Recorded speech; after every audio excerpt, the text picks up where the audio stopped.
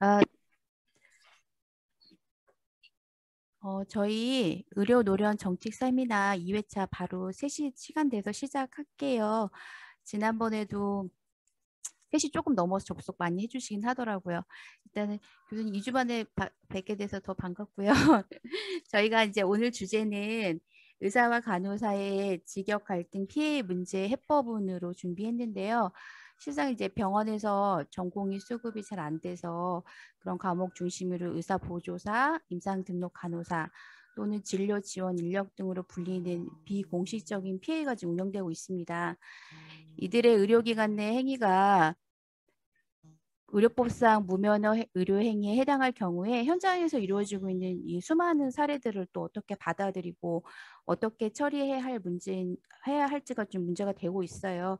정규 제도가 아니다가 보니까 피해에 대한 정의나 업무 범위가 불명확해 가지고 유사 직종과의 관계도 좀 애매한 상황이거든요. 그래서 이제 업무가 겹치는 전공의들과의 관계도 이제 갈등 상황입니다. 그래서 저희 오늘 주제는 의사와 간호사의 직역 갈등 피해 문제 해법에 대해서 김육 교수님이 오늘 강의해 주실 거거든요. 교수님 부탁드리겠습니다. 네, 안녕하십니까. 네, 먼저 좀 양해 말씀을 드릴 거는 제가 그 피해 제도에 관해서 준비를 좀 많이 못해서 그냥 말미에 잠깐 좀 얘기를 하고 그 질문 있으시면 제가 좀 답변을 하고 앞부분에는 그냥 간호인력 전반에 대해서 좀 말씀을 드릴까 합니다. 혹시라도 좀 구체적으로 궁금하신 점이 있으면 제가 답변을 드리거나 아니면 뭐 다음번 그 발표 때 좀 보완을 해서 말씀을 드리도록 하겠습니다. 예, 그러면 일단 좀 슬라이드를 보여드리고, 네. 잘 보이시나요?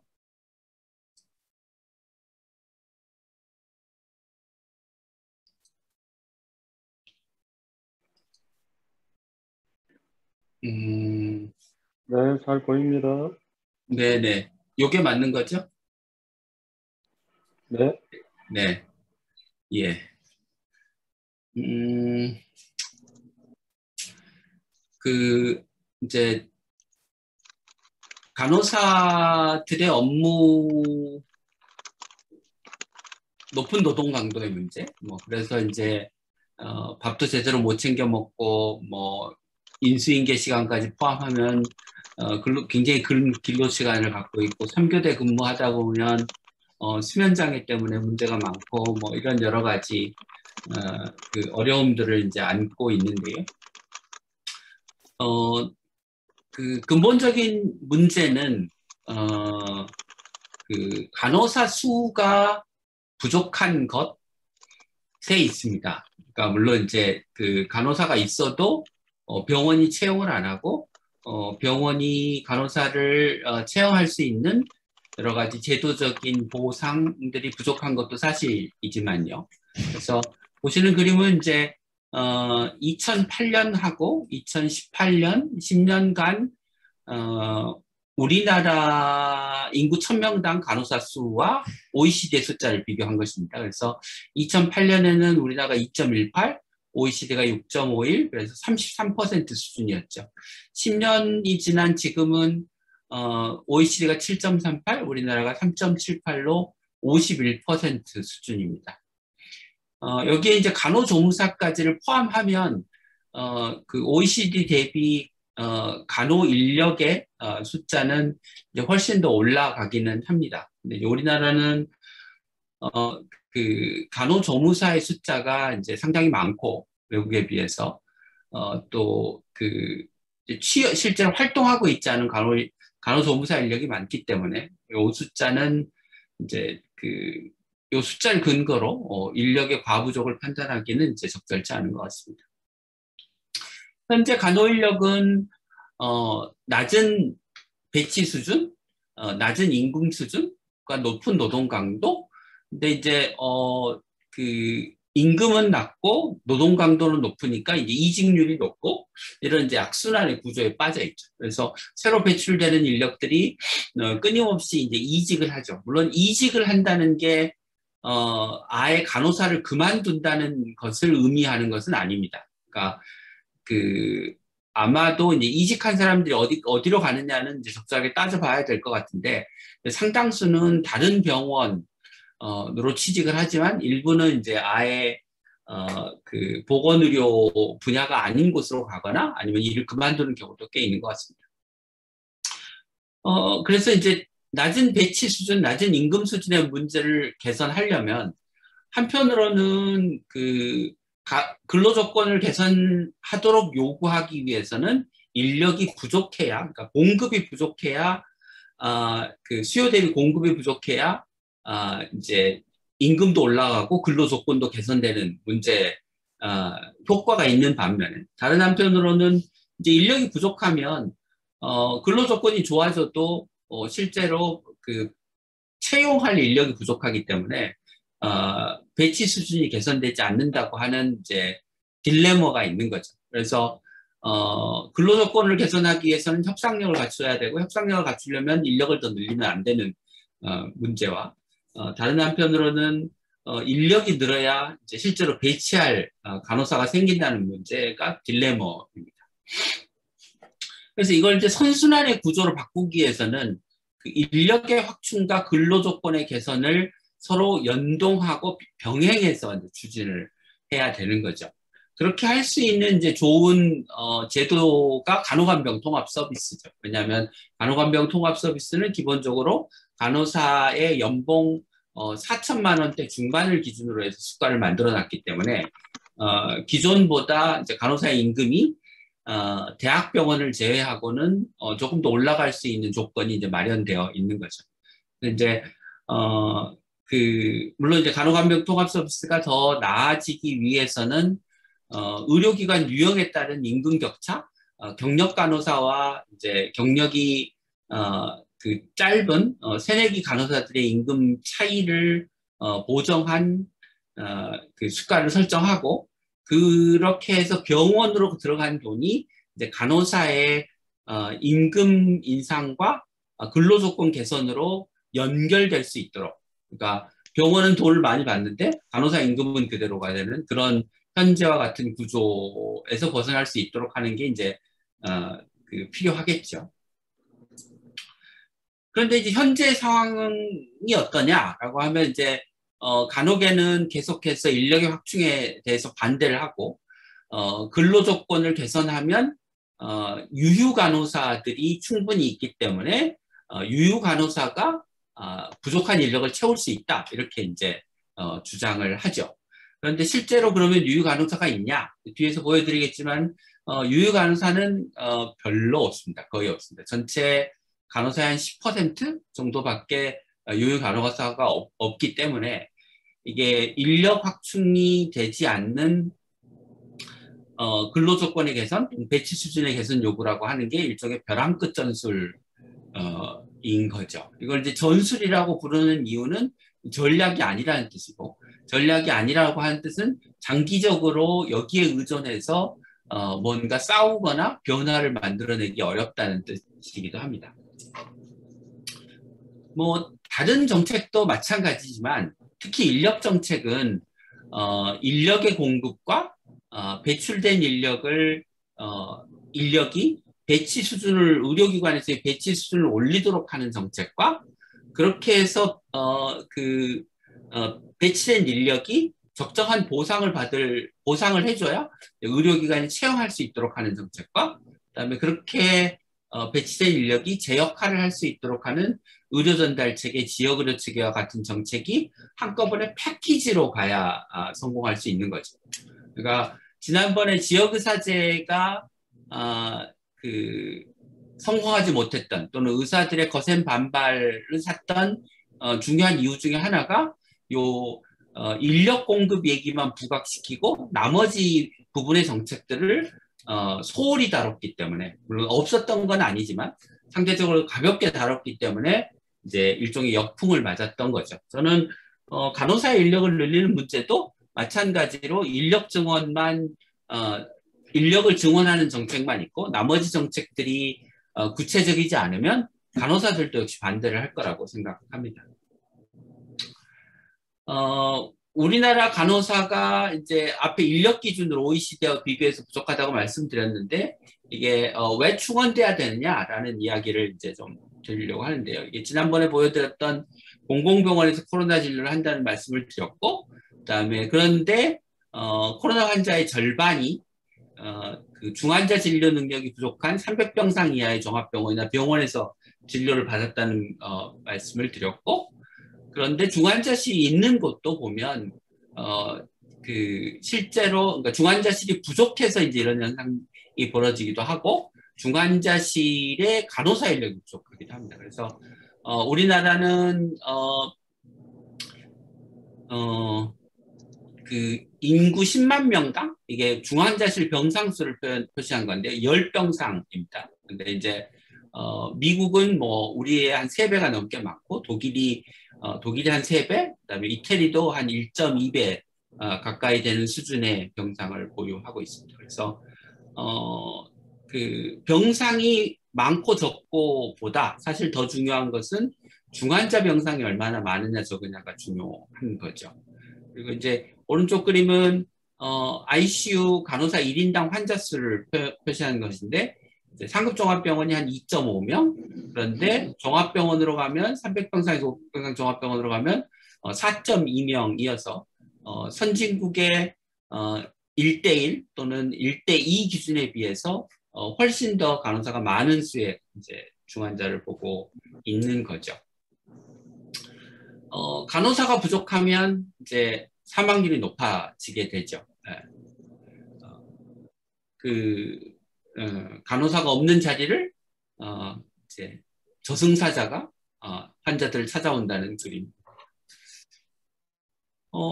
코로나 환자뿐만이 아니라 이제 중환자 진료에서 중환자 병상을 늘리고 중환자 간호사를 늘리는 문제도 중요하고 이제 지역의료 체계 내에서 간호사를 늘리는 문제도 중요하다고 말씀드렸습니다. 그래서 지난번에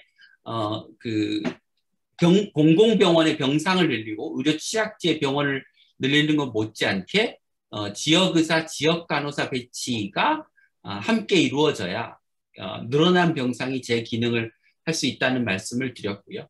그래서 지역별로 아예 병원이 공공병원이 없는 지역, 그다음에 공공병원이 있지만 규모가 작아서 신축해야 되는 지역, 민간병원의 병상이 많기 때문에 공공병원을 늘리거나 새로 짓기보다는 민간병원을 활용하는 게 좋겠다고 생각하는 지역이 이제 표시가 되어 있는 걸 보실 수 있고요.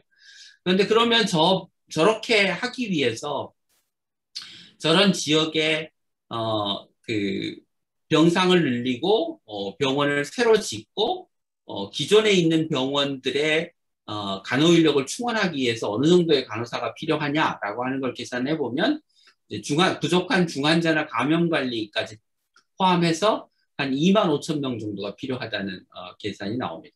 물론 이제 요만큼의 간호사가 현재 필요한데 이게 지금 현재 공급되는 인력, 늘어난 간호사 인력으로, 그러니까 늘어난 간호대 정원으로 이 중에 어느 정도를 충원할 수 있을지는 실제 새로 배출된 간호사들이 중에 몇 퍼센트가 병원에 근무하고 있고 몇 퍼센트가 병원을 떠나는지를 알아야 이제 알 수가 있는 거죠. 그러니까 수요는 알고 있고 우리가 공급도 알고 있는데 그 공급이 의료 분야에 소위 의료 시장에 어느 정도 인력이 남아있는지를 알아야 공급을 더 늘려야 되는 건지 아니면 근로 조건을 개선해서 배출된 인력으로 활용하는 게 충분할 것인지 아니면 두 가지를 다 해야 되는지를 알 수 있게 된 거죠.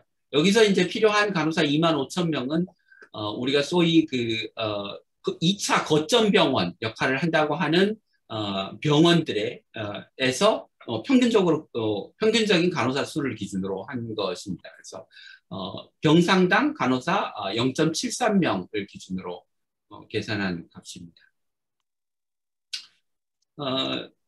이렇게 이제 배출된 인력이 그 지역에서 일을 하도록 해야 되기 때문에 그 지역 단위의 이제 국립대학병원에 이제 의대나 간호대를 설립하는 것과 함께 예를 들면 뭐 도립대학의 간호사를 만들자 이렇게 이제 얘기를 하고 있습니다. 근데 이제 그 지역에 이미 간호대 정원이 사실은 필요보다 더 많이 배치되어 있는 점을 고려하면 사실은 지역에 있는 정원들은 그 지역 공공 간호사 정원으로 돌리고 사실은 간호대 정원을 늘려야 될 것은 오히려 수도권을 늘려야 되는 게 현재 상황이긴 합니다. 간호 인력을 늘려야 된다면 뭐 얼마를 늘려야 되고 어떻게 늘려야 되느냐라는 이제 얘기입니다.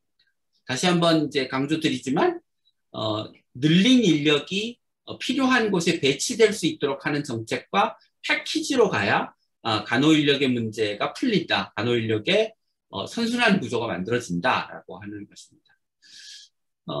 간호 인력을 늘려야 되느냐 말아야 되느냐에 대해서 여전히 이제 그 엇갈린 견해, 그러니까 유휴 간호사가 충분하다고 하는 주장에 동의하시는 분이 굉장히 많다고는 생각하는데요. 이게 뒤에서 보여드리겠지만 사실은 사실이 아니고요. 그다음에 이제 근로 조건 중에 특히 이제 임금 또는 뭐 휴게 시간, 직장 문화 이런 것들을 이제 어떻게 개선할 것인가. 그다음에 많은 신규 간호사들이 현재 이직을 하는 중요한 이유 중에 하나는 간호대 교육 과정에서 지금 제대로 교육을 못 받고 있기 때문에 발생하는 문제입니다. 그래서 졸업하고 병원에서 적응을 못하기 때문에 이제 업무가 과정에서도 그렇지만 떠나는 게 중요한 이유라고 생각합니다. 흔히 얘기하는 그 활동 간호사 비율은 간호협회 자료를 기준으로 해서 계산을 하는데요. 그러니까 보시는 것처럼 간호협회에서 가지고 있는 면허 간호사의 숫자가 있고 간호협회에 제출된 등록 간호사 자료를 기준으로 해서 활동 간호사 숫자가 있습니다. 그래서 활동 간호사의 숫자를 면허 간호사의 숫자로 나누면 이제 소위 활동률이라고 하는 게 나오죠. 그래서 2009년에 42.9%이던 게 2019년에 10년 만에 51.9%로 한 9%쯤 올라갔죠. 그런데 문제는 뭐냐면 이 간호협회가 가지고 있는 이 활동 간호사의 숫자가 전수가 아니라는 거예요. 그러니까 실제로 활동을 하고 있는데 간호협회에 등록을 안 한 사람이 있을 수 있고 또 다른 문제는 다른 영역에서 근무를 하고 있는 직장을 갖고 있는 간호사들도 있을 수 있고 또 실제로 면허는 가지고 있지만 뭐 고령이거나 또 다른 이유로 취업할 의사가 없는 간호사들도 있죠. 그런 것들을 고려해서 이제 활동 간호사 비율을 산출해야 그 정확한 숫자를 알 수 있죠. 그래서 옛날에는 이제 간호협회 자료를 기준으로 해서 뭐 전체 간호사 중에 절반만 취업을 하고 있고, 그러니까 장롱 면허를 가진 사람은 절반이나 되고 유효 간호사가 많으니까 간호사를 늘리지 않아도 간호 인력의 뭐 임금 수준과 근로 조건을 개선하면 장롱 면허를 가진 간호사들이 시장으로 나올 거다 이렇게 이제 주장을 많이 했었는데요. 보다 정확한 평가를 위해서 건강보험 자격 자료를 기준으로 해서 계산을 해보면 활동 간호사 숫자가 예를 들면 2016년을 기준으로 하면 간호협회에 등록 신고한 간호사의 숫자는 18만 명인데 건강보험 자격 자료에 어딘가에 취업을 해 있는 간호사의 숫자는 23만 명으로 한 5만 명쯤이 차이가 납니다. 그래서 이 숫자가 많이 차이가 난다라는 점을 보여드리고요. 예, 그래서 실제 정확한 숫자를 알기 위해서는 이제 면허 간호사 중에서 건강보험료를 납부하는 간호사, 이 중에 의료기관에 취업해 있는 사람, 의료기관 위에 취업해 있는 사람을 구분해서 이제 산출해 볼 필요가 있고요. 그 다음에 건강보험료를 납부한 간호사 중에 실제로 그 근로의사, 그러니까 취업의사가 있는 간호사는 간호협회에 등록한 간호사 숫자이기 때문에 면허 간호사가 아닌 간호협회 등록 간호사를 숫자를 기준으로 해야 취업의사가 있는 사람 중에 얼마가 취업했는지를 알 수 있다라는 이야기가 되겠습니다. 그래서 먼저 건강보험 자격자를 기준으로 이제 계산을 해보면 면허를 가진 간호사 중에 건강보험료를 내고 있는 간호사가 75.4%입니다. 그러니까 간호사 4명 중에 3명은 취업해 있는 거죠. 그 중에 절반을 조금 넘는 사람이 의료기관에 근무를 하고 있고, 나머지는 보건의료기관이나 기타 분야에 근무를 하고 있습니다. 그래서 기타 분야, 보건의료 관련 분야는 공무원, 뭐 교육기관, 뭐 복지시설, 공공기관에 많고요. 그다음에 기타는 이제 전혀 다른 분야에서 일을 하는 사람입니다. 그래서 그 앞에 이제 간호협회 등록 등록 자료를 기준으로 한 활동 간호사 비율보다는 한 25%, 그러니까 한 1.5배 정도 실제로 간호사의 취업률이 높은 수준이다. 간호사의 활동 비율은 이제 점진적으로 늘어나고 있고, 특히 의료기관에서 활동하는 간호사의 비율이 늘어나고 있습니다. 아마 이거는 그 배출된 인력이 늘어나는 것도 이유이고, 다른 한편으로는 의료기관에서의 뭐 근로조건, 임금 조건이 조금씩 개선되고 있는 게 반영된 게 아닌가 싶습니다. 연령별로 보면 20대의 활동 간호사 비율은 80%가 넘고요. 20대의 의료기관 활동 간호사 비율은 70% 중반대까지 올라가서 사실 그 최근에 배출된 젊은 연령층의 간호사는 일할 사람은 거의 대부분 일을 하고 있다, 이렇게 이해하는 게 맞을 것 같습니다. 그러면 유휴 간호사가 얼마나 되느냐, 얼마나 근로조건이 개선되면 현재 일할 의사가 있지만 근로조건이 나빠서 일을 하지 않고 있는 간호사들이 얼마쯤 그 시장으로 나올 수 있겠느냐라고 하는 거를 이제 계산하기 위해서 그 OECD 국가의 간호사 중에서 의료기관에 취업한 간호사의 비율, 또는 의료기관 플러스 다른 분야까지 포함해서 활동하는 간호사의 비율을 이제 계산을 해보면, 우리나라는 그 취업해 있는 간호사의 비율이 OECD보다 더 높습니다. 그러니까 일할 사람은 다 일을 하고 있다고 봐야 되죠. 그렇지만 이제 의료기관이 노동 강도가 높고 근로조건이 나쁘니까 상대적으로 의료기관에 취업해 있는 사람의 숫자가 적고 다른 분야에 취업해 있는 숫자가 많죠. 우리나라 간호사의 의료기관 취업률을 OECD 평균 수준까지 올리면 54.8%에서 65.9%까지 11.1% 정도 취업률을 더 올릴 수 있을 거라고 생각을 하고, 그러면 이게 얼마나 되냐면 4.6만 명쯤 됩니다. 그러니까 의료기관의 간호사 근로조건을 임금과 노동조건을 개선하면 추가로 고용할 수 있는 간호사의 숫자는 현재 면허 간호사 중에 한 5만 명 넉넉 잡아야 정도일 거라고 생각을 하는 거죠.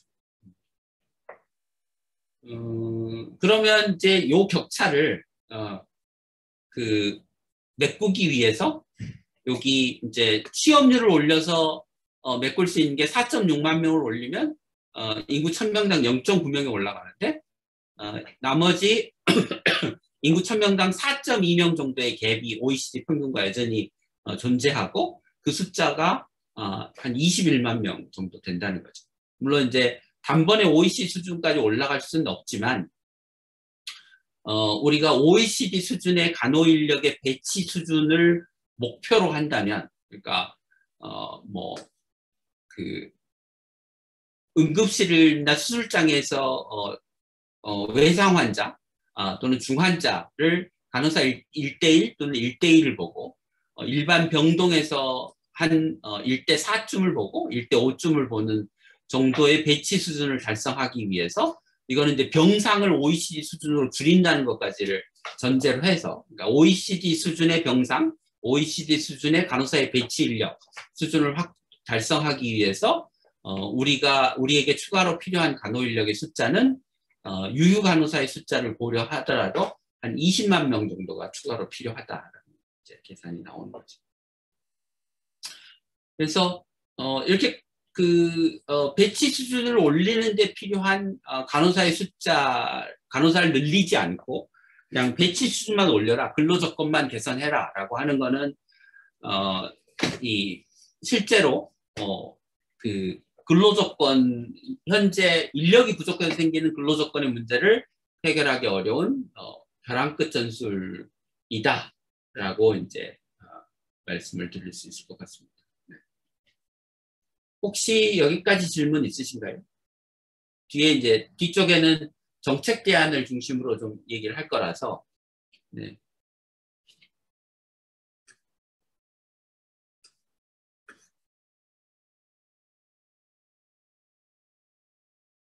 없으신가요? 네.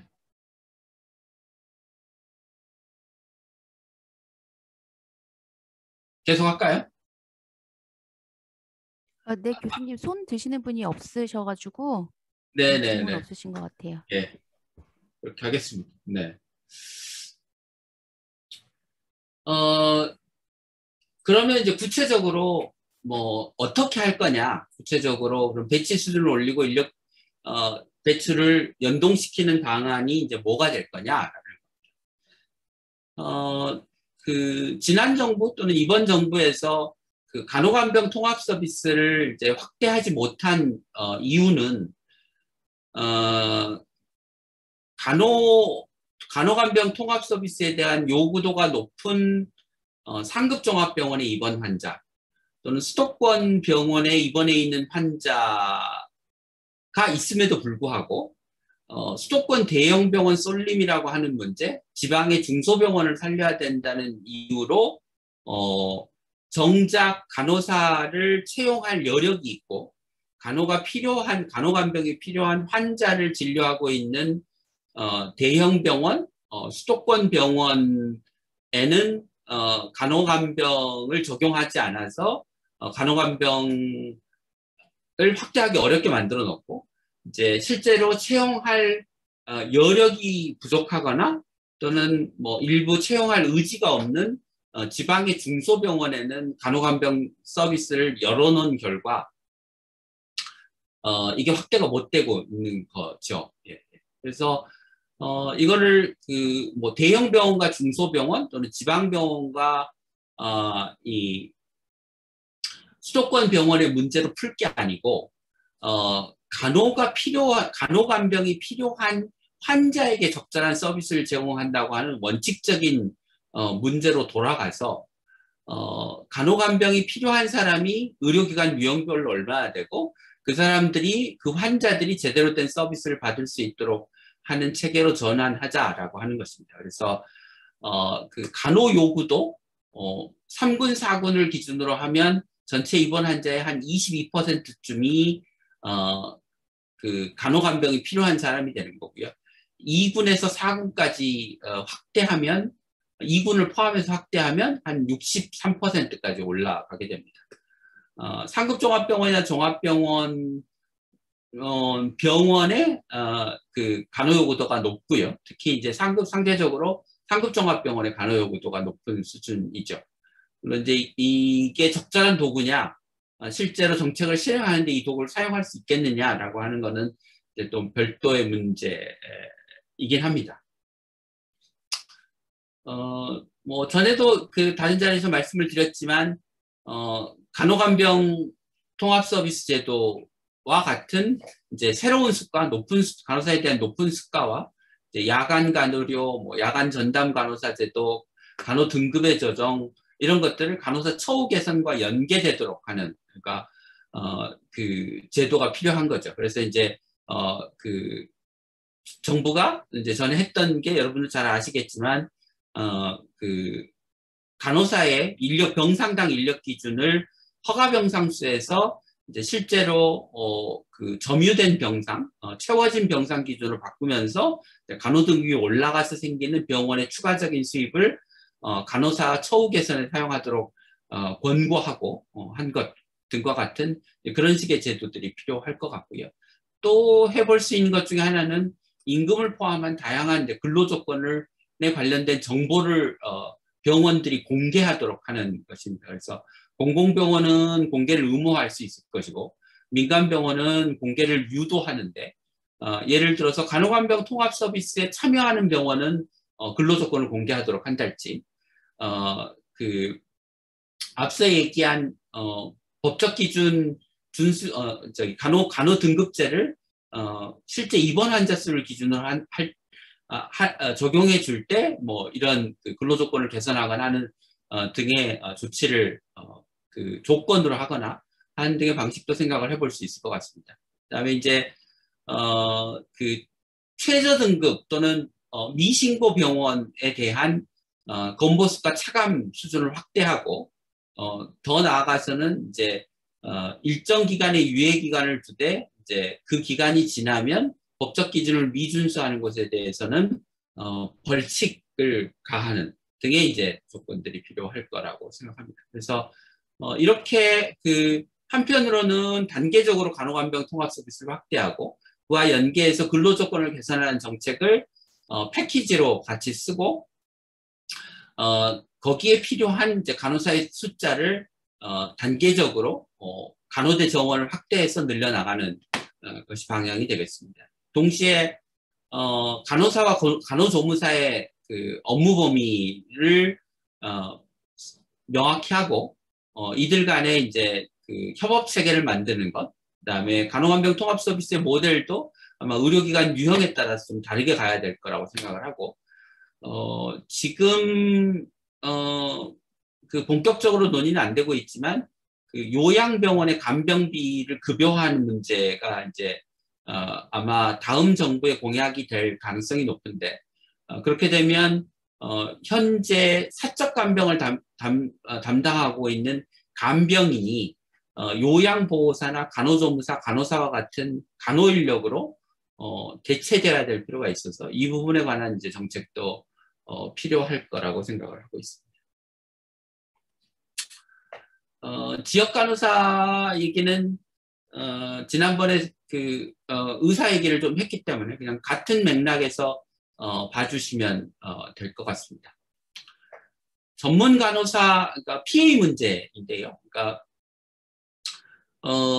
그 의사의 업무 위임을 받아서 업무 지시를 받아서 의사의 업무를 대신하는 인력을 이제 크게 보면 두 가지 종류의 인력이 있는데요. 그러니까 하나는 별도로 의사의 업무를 보조하는 인력으로 원래부터 양성된 인력이 있고 그게 이제 뭐 미국에서 하는 PA 같은 제도인 거죠. 원래는 위생병과 같은 위생병 같은 직군에서 출발을 해서 의사의 보조 인력으로 발전을 한 직군이 있는가 하면 또 하나는 이제 전문 간호사 제도로서 네, 간호사 중에서 일정한 임상 경력을 갖고 있는 사람들이 추가적인 수련을 받은 다음에 그 의사의 업무 위임을 받아서 진료 보조 업무를 하는 인력인 거죠.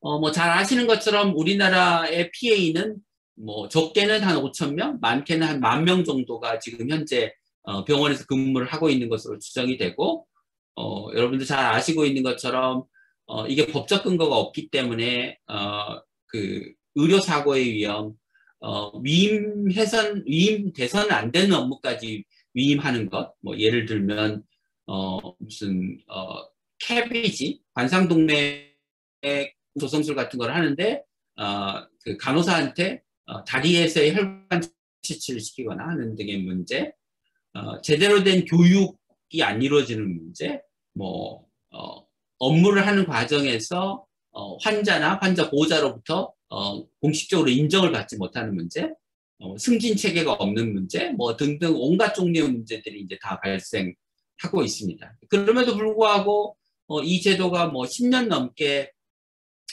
이런 그 인력이 존재함에도 불구하고 이게 제도화되고 있지 못한 이유는 뭐 잘 아시는 것처럼 이제 의사들의 반대 때문이죠. 예. 그런데 이제 그 PA 문제를 이제 전문 간호사 방식으로 푸는 게 저는 바람직하다고 생각하는데 뒤에서 뭐 혹시 이제 이유를 물어보시면 구체적인 거는 조금 답변을 드리겠는데 전문 간호사 제도를 정립하는 데 있어서 의사협회의 반대는 우리가 상수로 생각하고 접근을 해야 된다. 이제 저는 이렇게 생각합니다. 그래서 의사협회가 뭐 어떤 상황에서고 PA를 전문 간호사 제도를 중심으로 해서 제도화하는데 찬성하는 날이 올 것 같지는 않고요. 이제 PA 또는 전문 간호사가 필요로 하는 병원과 병원에 근무하는 의사, 그다음에 더 나아가서는 제대로 된 간호 서비스 또는 의료 서비스를 받고자 하는 국민과 환자에게 호소하고 설득해서 해결해야 되는 문제일 거라고 생각합니다. 어떻게 해결을 할 거냐? 그러니까 그 전문 간호사 제도를 기반으로 한 협업 체계를 만든다라고 하는 게 PA 문제를 해결하는 전략이라고 생각하고, 그러면 첫 번째는 전문 간호사의 업무 범위에 관한 법적 근거를 마련해야 됩니다. 그러니까 현재 의료법에는 전문 간호사에 관련된 근거 조항이 있긴 한데 전문 간호사가 어떤 업무를 할 수 있다고 하는 법적 근거가 없습니다. 그다음에 두 번째는 이 사업을 예를 들면 전문 간호사가 어디서부터 어디까지 업무를 할 수 있다.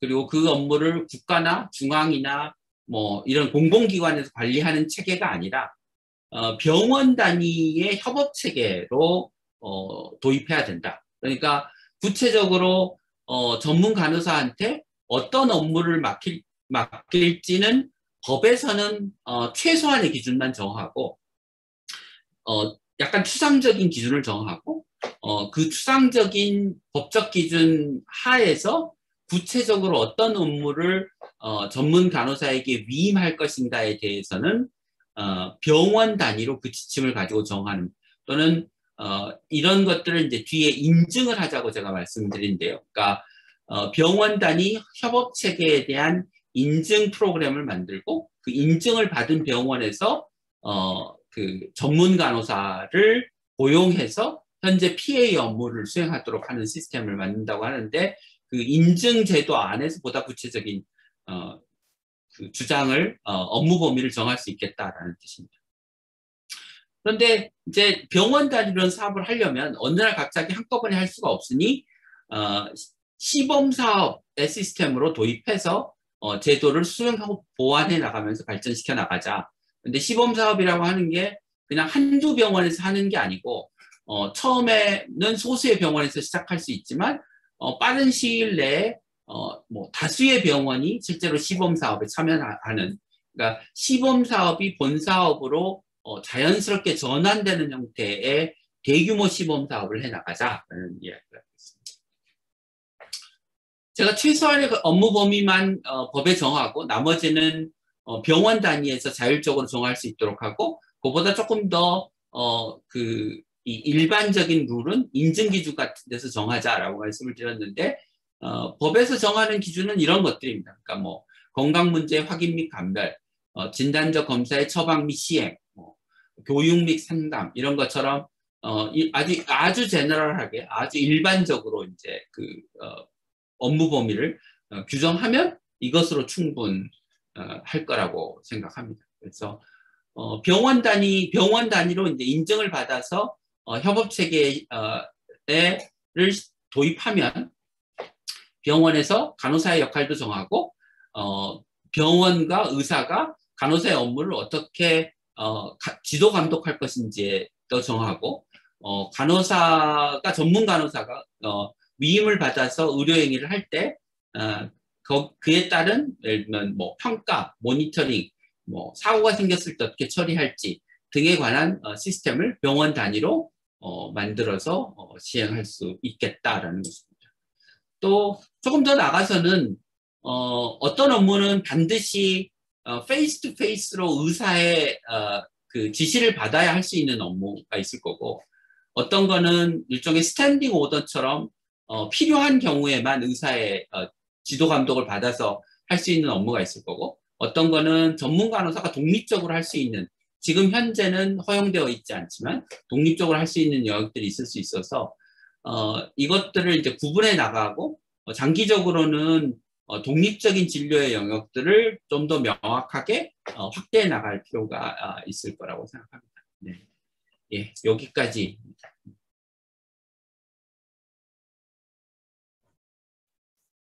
네, 일단 교수님께서 강의 마쳐주셨고요. 질문 있으신 분 있으면 음소거 누르시고 말씀해 주시면 될 것 같거든요. 특별히 손 들거나 질문 있으신 분이 없어서 제가 진행이지만 먼저 좀 질문을 드리고 싶은데요. 네, 오늘 저희가 처음 주제를 준비할 때 이제 간호사와 그다음에 이제 의사의 그런 직역 갈등의 포인트를 맞췄는데 교수님께서는 이제 간호사의 전반적인 이제 인력 부족의 악순환부터 시작해서 전문 간호사까지 제도를 다루어 주셨어요. 저는 이제 교수님께서 제 강의하신 거 들으면서 이제 PA를 결국 이제 불법적인 거고 지금 10년째 이어왔잖아요. 그래서 약간 이걸 합법화하는 쪽, 협업을 하는 쪽으로 이렇게 말씀을 해주신 걸로 이해를 하는데 이렇게 이해하면 될지. 네, 근데 이제 그 PA 합법화라고 하는 말을 그 간호협회에서는 이제 기존에 있는 PA를 그냥 합법화하는 것으로 해석하고 거기에는 반대한다는 이야기를 하고 있고요.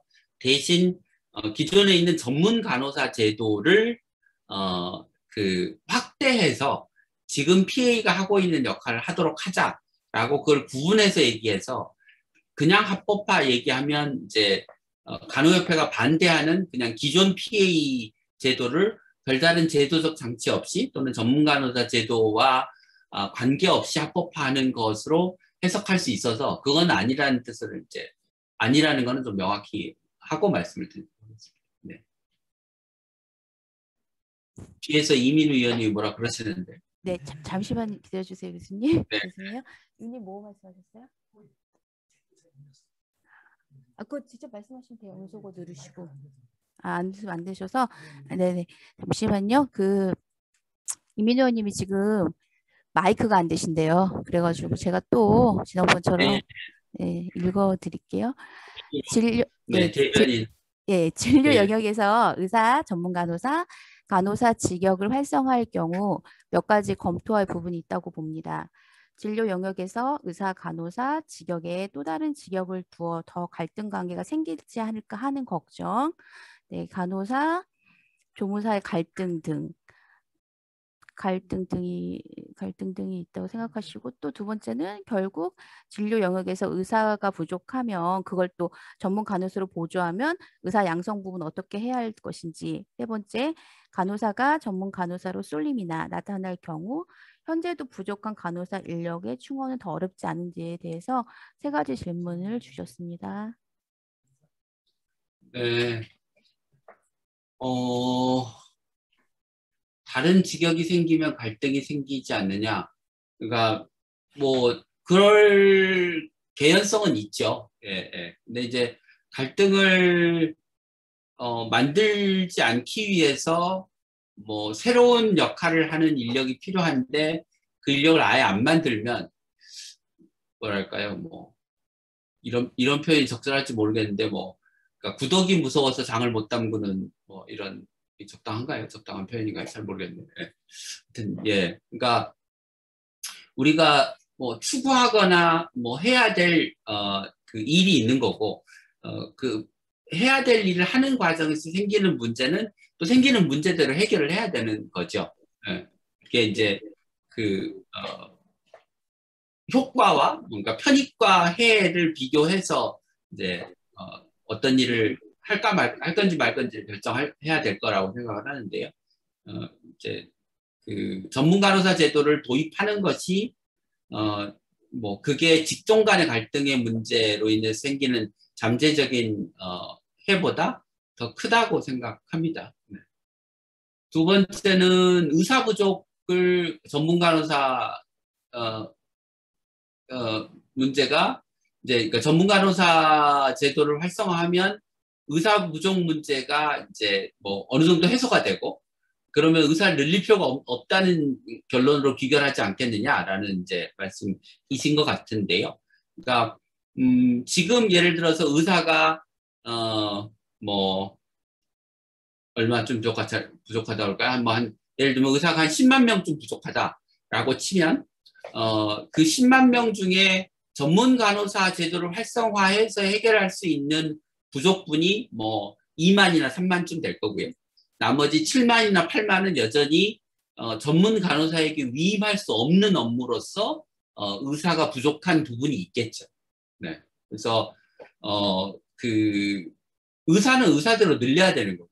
전문 간호사 제도는 전문 간호사 제대로 활성화해야 되는 거고, 의사와 전문 간호사가 완전 대체 관계가 아니기 때문에 의사가 하는 업무 중에서 전문 간호사로 전문 간호사에게 위임해서 할 수 있는 업무와 그렇지 않은 업무가 있는 거죠. 그다음에 이제 세 번째는 전문 간호사로 쏠림이 나타나면 어떡하냐라고 하는 건데요. 그러니까 이거 역시 그 전문 간호사가 늘어날 부분까지를 고려해서 이제 늘려야 되는 거죠. 간호 인력을 필요한 만큼. 그러니까 간호 인력의 수가 기존에 이제 병동에서 부족한 인력 플러스 전문 간호사가 제도화된다고 했을 때 필요한 인력을 동시에 이제 고려해야 되겠죠. 현재 예를 들어서 한 10,000명 정도의 간호사가 전문 간호사로 활동한다고 하면 이게 제도화되고 활성화되면 얼마나 늘어날 수 있을까?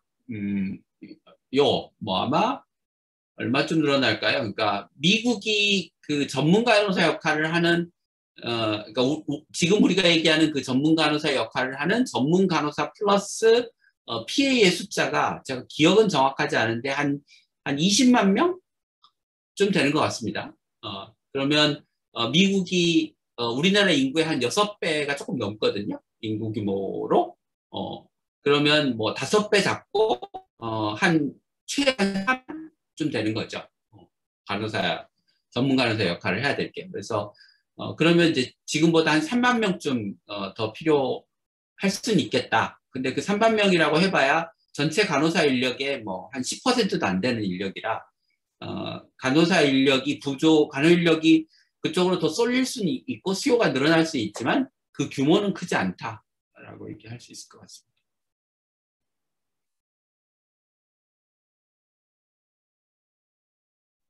네, 그 질문이 3개나 됐고 길었는데 또 답변도 열심히 해주신 것 같아요. 워낙 PA랑 또 의사는 직역 갈등인 거고 우리가 어떤 선택을 하든 뭐 직종마다 갈등이 또 있을 수 있는 부분이라서 예민한 문제라서요. 입장을 밝히기도 좀 쉽지 않을 수 있거든요. 그다음에 또 질문 더 없으실까요? 민재국장님 뭐 질문 없으세요?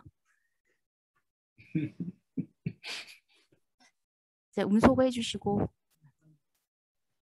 예, 뭐 별다른 질문이 없습니다. 네, 질문이 없으신 게 질문이었고요. 네, 이제 더 이상 이제 손 들어주시는 분이 없는데 궁금한 거 있으시면 질문하시는 것도 사실 좋은 건데 더 혹시 질문 없으시면 또 한 10분 정도 남긴 했는데 일찍 마칠까 하거든요. 네네. 그래서 좋을 것 같습니다. 네. 네, 너무 교수님 고생 많으셨고요. 저희는 조금 이따 또 뵐게요, 교수님. 의료 분과회의 때. 네네. 네, 모두 참여해 주셔서 감사하고요. 다음에 저희가 지금 7월 14일이죠. 똑같이 3시 온라인에서도 만나뵐 거고 국민 건강권 보장을 위한 의료 전달 체계 중장기 발전 방향이에요. 그래서 그때 또 만나 뵙고 오늘 오신 분들도 그때 다 만나 뵙길 바라겠습니다. 감사합니다. 네, 안녕히 계십시오.